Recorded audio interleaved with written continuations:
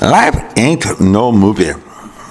And yet we all may recall the Watergate scandal, which had forced a sitting president to resign from office.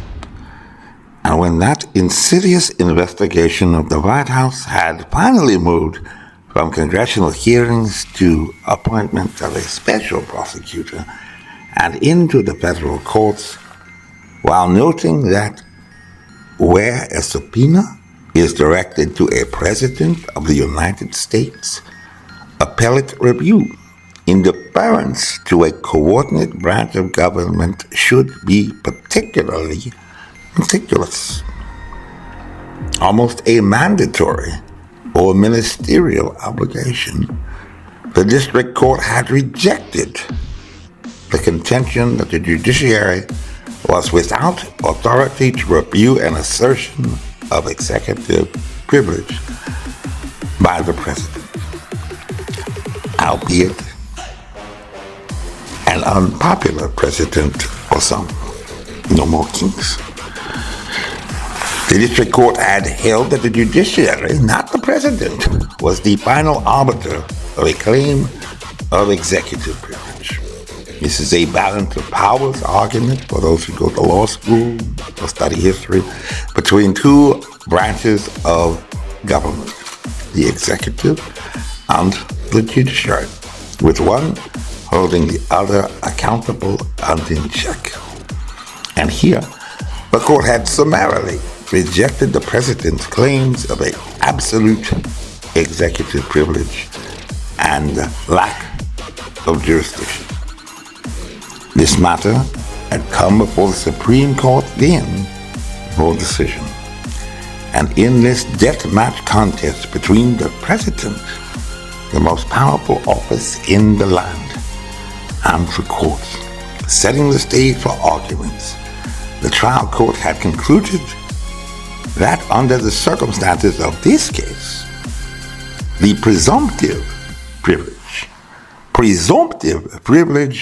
like some rather recent presumptive infections not yet validated or verified, was overcome by the special prosecutor's prima facie case, demonstration of need sufficiently compelling to warrant judicial examination in chambers, or what is described with the Latin phrase in camera.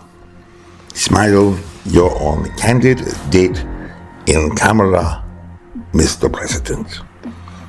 In layman's terms, what is occurring here is that some trouble has boiled over to the point that a special prosecutor had been appointed.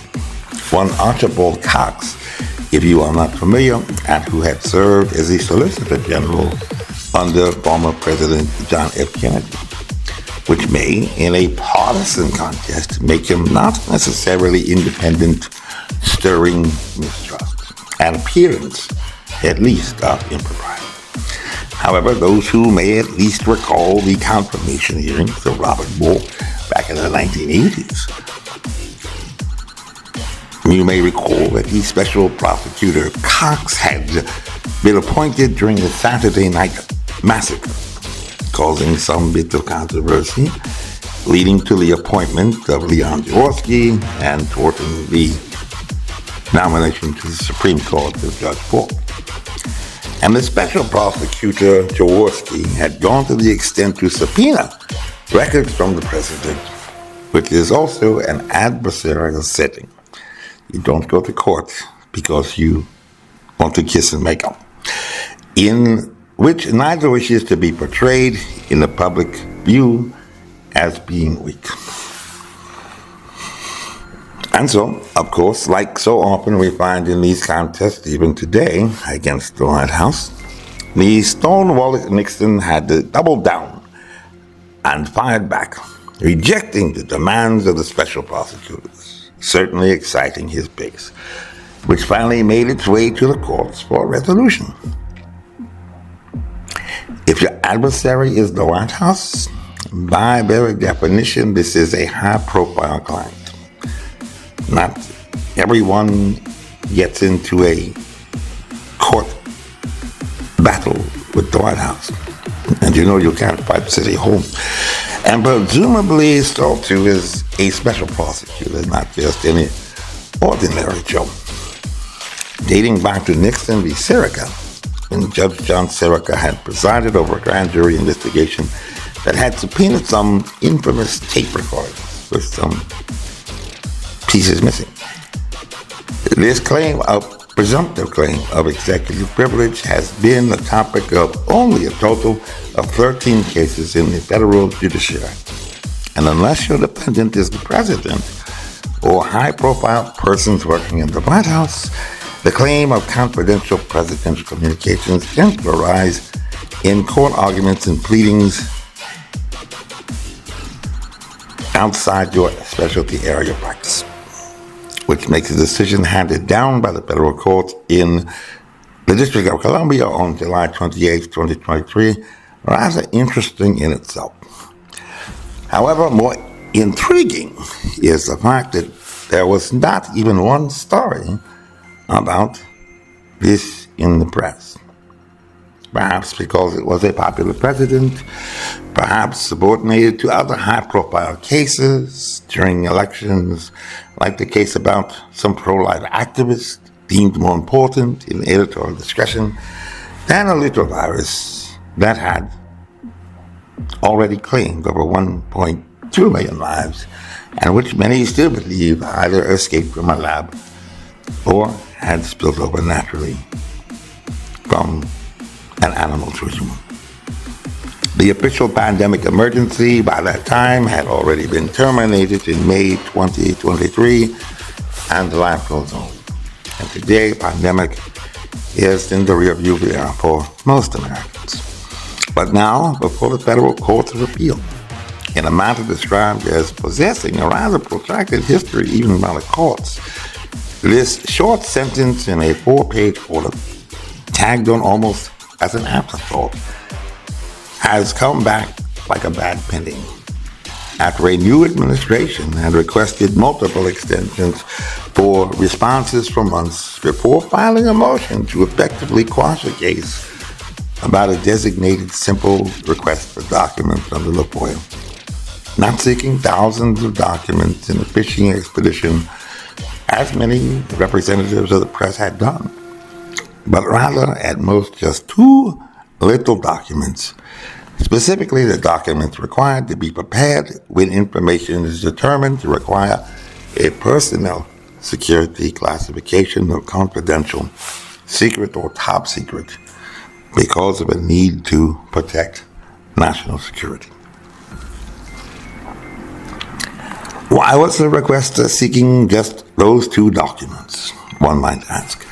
First of all, under Executive Order 12958, basic scientific metrics like infectious dose and secondary attack rate, which you are requesting, cannot be classified unless they relate to a matter of national security. The rules are the rules. And if these metrics are classified, it would probably be because they had been connected to some weapon or weapon system, which may also be classified under the order. However, since HHS Secretary Azar had already, as early as February 4, 2020, determined that the public health emergency had involved a CBRN agent or agents presenting a heightened risk of attack, not infection, against military forces and citizens residing abroad, a problem statement concurred with by Janssen, Pfizer, and Moderna. This request sought to determine if these metrics may have also been classified, because under Executive Order 12958, they could only be classified if the government had owned and or controlled this CBRN agent or agents, which on November 17th, 2021, also escaping the press, but upon this requester's recommendation, had been not only added to the CDC select list of agents and documents, dirty bug list to keep these things out of the hands of terrorists, but also had been described as a chimeric virus, which by definition can only find proximal origin in a laboratory. How did that not make the news? If you want to hide something, just hide it in open view in a law. Even if ignorant of the law, is, as they say, no excuse. And this is probably why this court had decided to ignore the law under the FOIA, which dictates that if an agency, even one as lofty as the White House, refuses to respond to a request for documents and offers no lawful authority for exempting information from disclosure, and simply stating that something is classified is not classified in itself, and they offer no lawful authority for exempting information from disclosure, and decided not to enjoin the White House or issue an order to show good cause. But why this was not in the press, who can say? This is probably why this court had decided, even with an assertion of a claim of presumptive executive privilege, the court had decided not to do so, as the court had done during the White House scandal, demanding an in-camera inspection of the requested documents to determine if the White House had a lawful justification. And this is probably why, on July 28, 2022, the Solicitor General had presented a waiver to the United States Supreme Court to indicate that the government thereby had waived its right to file a response to a petition docketed for certiorari, in that case, Webb v. Fauci, unless specifically directed by the court to do so.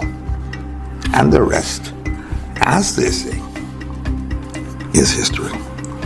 And there you have it. Remember, kids, life ain't no movie. Only you look like an intelligent person. This message was approved by Major Mike Webb. Honest.